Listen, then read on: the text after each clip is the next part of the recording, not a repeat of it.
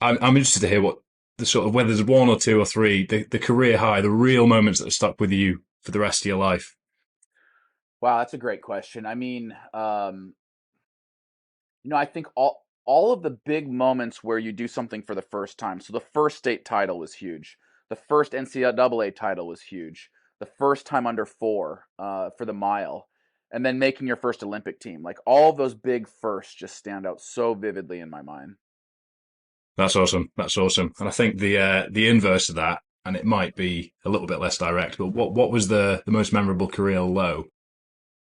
Wow, that is a good question. I was injured in 2014, and I was an athlete that almost never got injured. I mean, I'm not blessed with a lot of genetic natural talent. My one great talent was that I was durable and I could train hard. So, if you're that kind of person that's durable and you have the work ethic, you can get pretty good just by the nature of doing it day after day after day. And it was 2014. I think I was 30 or 31 at the time, and I got an avulsion fracture in my knee that cost me an entire season. And that was a real low because and what at that point, 15 plus years of training, had never missed a season, barely ever missed a week of training. So to be out for 6 months was really, really hard for me. Was that quite unique amongst your other athletes, your peers, for that to be your first major injury to put you Yeah, out of the I mean, season? I could name 100 athletes that were more talented than I was, but they were injury prone, right? And so they would train for 3 to 6 months, and then an injury would pop up, and they'd have to take 3 months off, and then kind of start over from scratch. Whereas because I wasn't injury prone, I could train for 50 weeks hard, take 2 weeks off, and come back and train for another 50 weeks hard. And so instead of having to take those little step backs each time with an injury, I could just kind of plow on. And I think that's a talent. It's a genetic ability to be durable. And there's also a lot of skill involved with it, learning to feel out one's body and take care of one's body. But I was, in my 20s especially, you could shoot a cannonball at me and I wouldn't get injured. I was pretty durable.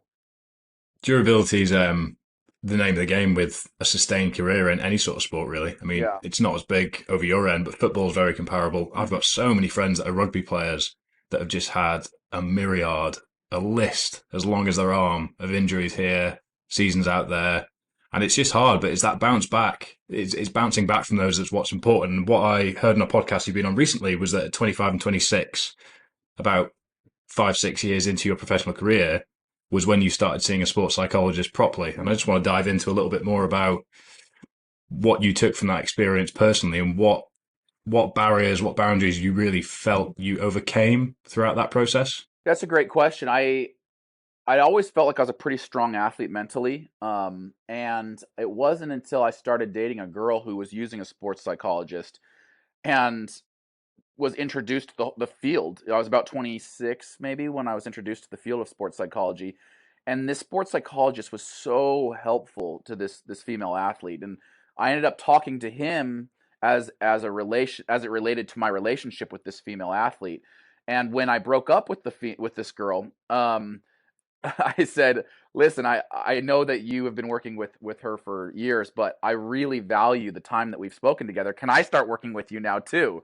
And he was gracious enough to bring me into his stable of athletes, and then I worked with him for, I mean, a decade after that. I still talk to him on a regular basis. And for me, there's a lot of athletes that worry about, struggle with visualization or confidence or, anxiety. I didn't struggle with any of those things. I was actually really kind of, solid on all of those things.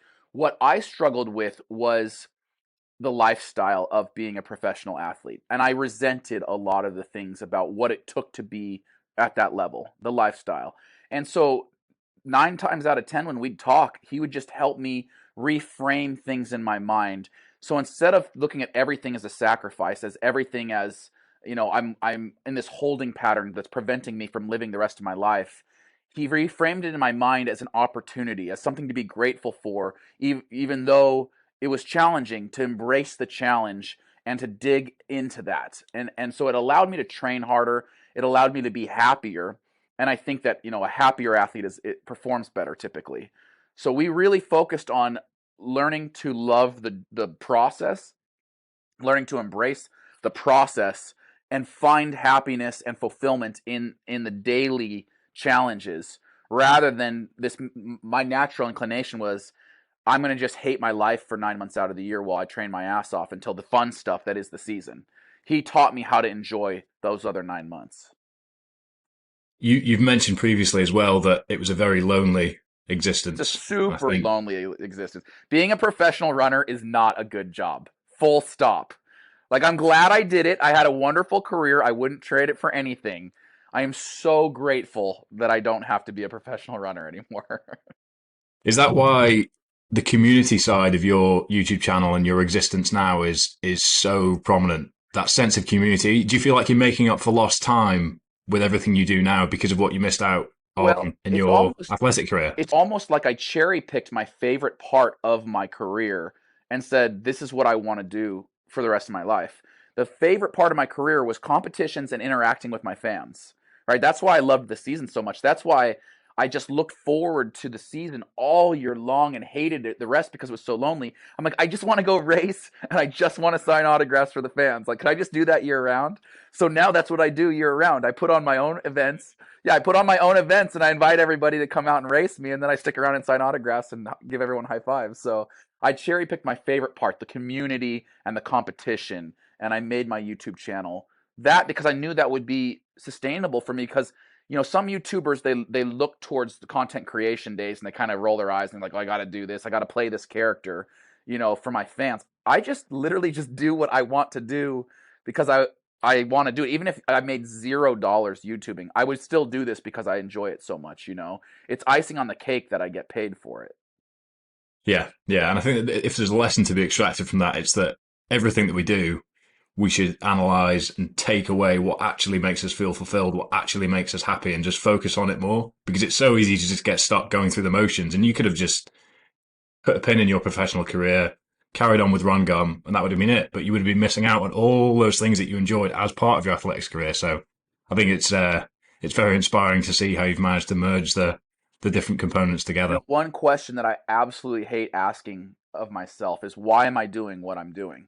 And I don't naturally ask myself that question very much, but my sports psychologist, who now I would say is my life coach, he's always asking me, Nick, why are you doing X? Why are you doing X, Y, and Z? And I have to seriously sit back because I never think about it. And I'm like, I don't I don't know why I'm doing that. It doesn't make me, if I say it doesn't make me happy, then I kind of reevaluate why I'm doing it at all and maybe I should need to strike it out. Or if I say I'm just doing it because it makes me so happy, then he's like maybe that's something that you need to like dig into further. So, I think that I am if you study enneagrams, I'm an Enneagram 7, which means I'm constantly looking for fun. Like I'm a fun-driven person. If I'm not having fun, it's not going to last very long. And everything that I do, whether it was my running career or business or YouTube or anything, am I having a good time? Is like the underlying driving emotion in my life. You say what you want to about that. Everybody's driven by different things. Having a great time is what drives me.